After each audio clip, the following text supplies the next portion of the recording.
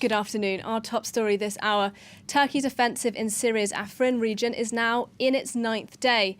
Ankara says it's captured the strategic Mount Basaya outpost from Kurdish YPG fighters. Kurdish groups, though, say they still control some of the area. The assault is all part of a plan by Turkey to diminish the power of Kurds in Syria. The campaign has some popular support in Turkey, but it's also been criticised by pro-Kurdish parties in the country. That's prompted a crackdown by Ankara, which has detained over 300 people they accuse of spreading terror propaganda. Well, to discuss Turkey's campaign in Syria and the crackdown that's prompted in Turkey, I'm happy to say that we are joined here by the Turkish MP, Garo Paylan. He is a member of the pro-Kurdish party, the HDP, which has been very critical of this campaign in Afrin. Thank you so much for coming on to the programme, Mr. Garo. First of all, tell us, why is it that your party is so critical of Erdogan's campaign in the Afrin region?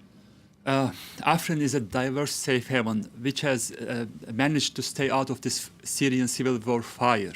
And in Afrin, not only the Kurds, the Arabs, Armenians, Assyrians, Christians, Yazidis, everyone has managed to establish a diverse safe haven. And why are we attacking to Afrin? And no attack has been come from Afrin to Turkey, even not a stone. But unfortunately, Turkey is blaming the YPG supporters and Afrin, the people who are living in Afrin, as a threat. Afrin is not a threat.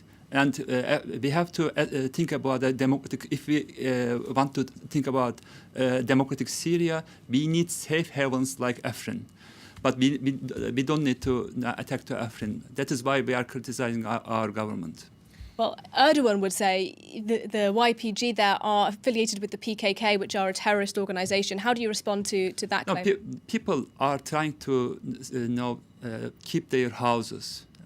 Turkey is attacking to Afrin. That is the problem, and no threat has been come to Turkey from Afrin.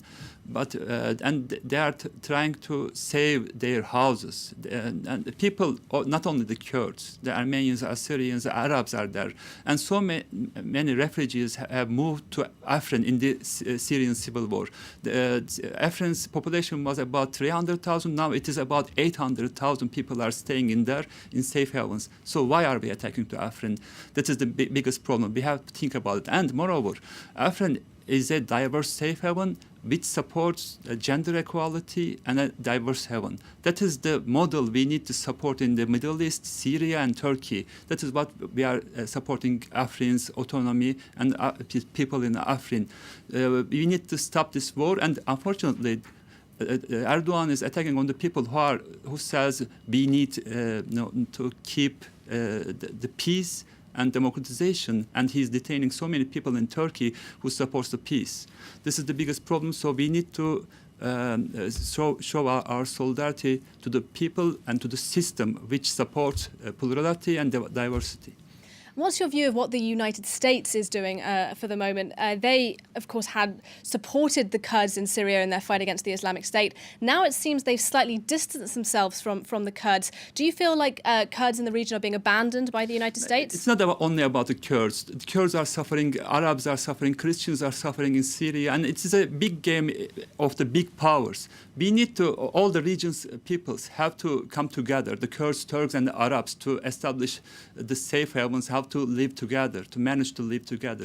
This is we are not trying to do that, and the big powers are playing their games. The Russians and the Americans are playing their games, and the Kurds and the Arabs and all the people there are suffering. This is the biggest problem. So we are trying to convince our government to make away with the Kurds and the Arabs, but the Turkish government is behaving like a Turkish nationalist and radical Islamist. This is the biggest problem. We need to engage with the Kurdish people, Arab people, Christians, and establish safe havens. That is what we are offering, the People's Democratic Party, and me as my party. This is what we are offering for the region, for Turkey and for Syria. And what about what is happening in terms of the crackdown inside Turkey? Your party, the HDP, several people within it have been detained. At least 300 people across Turkey have been detained. What worries you most about how dissent is being silenced now in Turkey? They understand we don't want war, no to war. That is what they said on the Twitter or social media. That is why they are detained. So due to the law, international law, to support war is a crime. To support peace is not a crime, but unfortunately Erdogan is detaining the ones who says no to war. Well, I mean, Erdogan would say, he would respond to that and say your party is the political wing of the PKK. How do you respond to those allegations? I'm an Armenian. There are Turks in my party, Kurds, Arabs, and everyone. And we established our party to establish democracy in Turkey. How come HDP can be a wing of the PKK? HDP offers democracy and wants to establish democracy in Turkey. And me, as an Armenian, have big fears because 100 years ago, the same thing happened for the Armenians. And it ended with the Armenian genocide. We had the demand as Armenians. Now the Kurds have the same demands. And unfortunately, the government doesn't have any response to those demands and only oppressing all those demands and saying, no, we are not going to be a democracy. This is the Turks' land. Whether you want it or not, you have to stay silent. People doesn't want to stay silent. People want equality, democracy, and peace in Turkey. This is what we offer for Turkey. And it does seem now that freedom of expression in Turkey is getting worse since the failed coup. How do you challenge that, and what can be done? You know, Turkey was a candidate country for the EU, and we could speak everything in Turkey. I mean, genocide, Kurdish demands, gender equality, every kind of demands can be spoken in Turkey, could be spoken. But nowadays, whatever Erdogan says, well, is a rule, unfortunately. And whoever opposes to that is a traitor. That is the biggest problem. There is no freedom of speech, and whoever just opposes to Erdogan either is in jail or will be in a big trouble. That is the biggest trouble. So the European countries has to support the Turkish democracy. This is what the European countries should do, and support the ones who support democracy in Turkey. Garo Paylan, thank you so much for your time. Garo Paylan is a Turkish member of parliament for the pro-Kurdish HDP party, talking to us on the programme this afternoon.